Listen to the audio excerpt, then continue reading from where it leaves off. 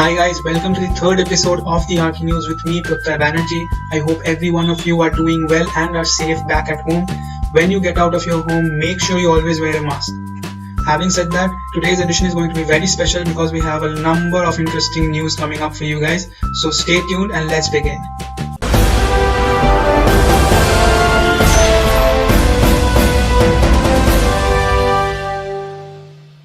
The world's tallest hybrid timber tower is under construction in Sydney, Australia. The Atlassian Sydney headquarters, the soon-to-be world's tallest hybrid timber building, is being built in Sydney, Australia. Designed by Shop in partnership with BVN, the 40-story high tower will provide a new and innovative space for technology giant Atlassian. Designed in conjugation with New York-based architect Shop in partnership with Australian firm BVN and Eckersley O'Callaghan as the structural engineering firm, the new Atlassian headquarters in Sydney will break all records. Under construction, the world's tallest hybrid timber building will be home to thousands of technology workers. Including a mix of outdoor and indoor spaces, the timber design with a glass and steel facade will use an energy-efficient approach that features natural ventilation and large planted terraces giving access to nature. The project, in line with Atlassian's values, will operate on 100% renewable energy and reach net zero emissions. The project, at approximately 180 meters or 590 feet high, is the tallest commercial hybrid timber building in the world. Solar panels in the vertical facades will help generate green power on-site. This project is supposed to get completed by 2025 and the world cannot wait for it. Anastasia Elgu designs a vertical eco-village in Beirut, a new way to inhabit the built environment. Anastasia Elgu Architects has imagined the Residential Tower, a vertical eco-village in the fast-developing suburbs of Beirut, Lebanon. Labeled Urban Lung, the project, sitting on a 900 square meter rectangular site, generates 14 stacked floor plates around a central and open planted core. The ground floor and basement level, rented by Warchi NGO, will encompass farming and carpentry workshops for women. Located at the intersection of two streets in Shaya, a suburb of Beirut, Lebanon, the Residential Building Project aims to blur the limits between diverse communities in the large urban context in order to allow more unity between people besides their cultural, political, religious and economic belonging. Innovative, the building offers a new way to occupy the space. In fact, a structural concrete facade system introduces flexibility both in plan as well as in section. Breaking the form, we have the structure, the slabs, the structure with slabs, then the walls, the glass, the staircase portion, parking areas and the greenery leading to the final result over here. Simple, cost-effective, adaptive and contextual, the project responds to its surroundings while criticizing its neighborhood with the introduction of vertical ecological gardens. The building offers spaces for aquaponics on the rooftop, hydroponics on the facade, urban farming spaces on balconies, urban farming spaces in ground floor, mushroom farming in basement and so on. It also provides free agricultural training for women organized by the Warchi NGO, which includes testing the production and training followed by producing and selling greens, maintaining the 3 sites of production and finally planting the same in the city itself for a greener and healthier living. Underground House Plan B is a hideout concept for the next global crisis. Sergi Macno Architects has envisioned a subterranean concrete home built for enduring the unpleasant surprises that may await in a post-pandemic world. Kiev-based studio Sergi Macno Architects told Dezeen that the global coronavirus crisis was the trigger for visualizing Underground House Plan B, a piece of conceptual architecture.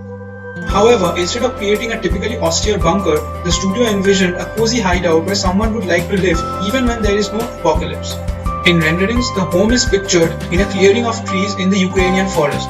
A helipad would allow occupants to land while evacuating to their bunker. One of the volumes would be shaped like an upside-down cone with a flat top serving as a helipad. The other volume would be rectilinear, partially cut away to form a curving entrance. A spiral staircase would lead down to the subterranean part of the home that the studio imagines as a series of circular layers. The first layer, which would sit 15 meters below ground, hosts a series of living spaces designed to comfortably accommodate 2 or 3 families. This would include a spacious lounge anchored by a pair of huge curving partition walls. One wall would be lined with full-height bookshelves to form a library, while the other encloses a huge cushioned sofa. This area would develop as a home cinema as well. A panel of imitation greenery would also serve as a backdrop to the home's communal dining area. Illusions of the outdoors would also be created in the home's sleeping quarters. One of the master bedrooms is imagined as having a floor-to-ceiling digital screen in place of a window that could be adjusted to show different scenes like snow-powdered mountains or a Kiev street. The studio also decided to include a professional-grade kitchen complete with steel cabinetry and prep counters. A garden room would be dedicated to growing fresh vegetables and fruit. To keep fit, the inhabitants could head to the home gym. It would include an ultra-minimal meditation room and a pool, illuminated with green-hued lights to make the users feel like they're in a grotto or the ocean instead of a soulless sports pool. It would be wonderful to design more planets, says Winnie Maas. Coming up with design concepts for new planets could help solve the problems affecting humanity on Earth, according to the architect Winnie Maas. Issues such as climate change and habitat destruction can only be solved by thinking about Earth as a holistic design challenge, he said.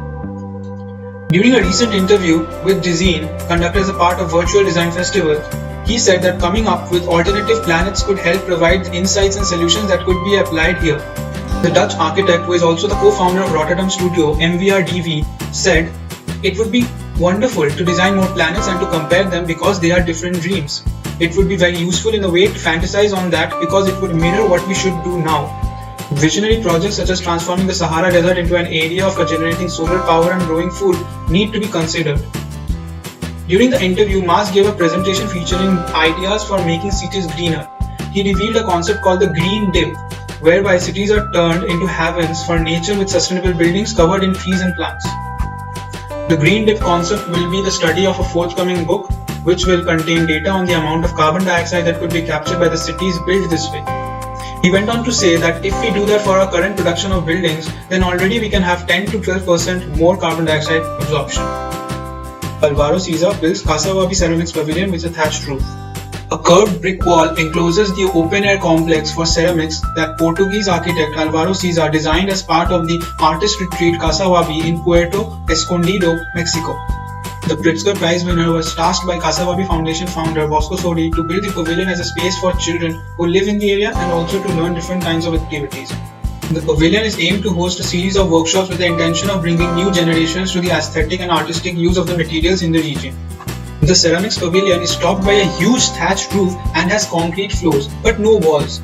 Its sandy surroundings are instead enclosed by a curved brick wall that is 8 meters in diameter, and an L-shaped barrier which forms rooms for storing pottery tools and rock lay. The thatched roof is formed from dried palm branches and a wooden frame, a traditional construction method known in the region as palapa.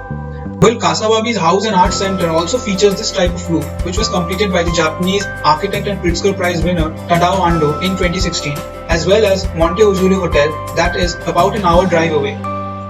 The ceramics area features a large concrete table in the center and a concrete wash basin on one side, with wood shelves providing places to store the ceramics. A smaller thatched roof structure nearby has 2 toilets that are enclosed by horseshoe-shaped walls. Well, that's all we have for this edition of the Arcane News. I hope you guys enjoyed. Comment down below your favorite news of today and make sure you come by next week. Leave a like and don't forget to subscribe to our channel. Till then, stay safe and peace out.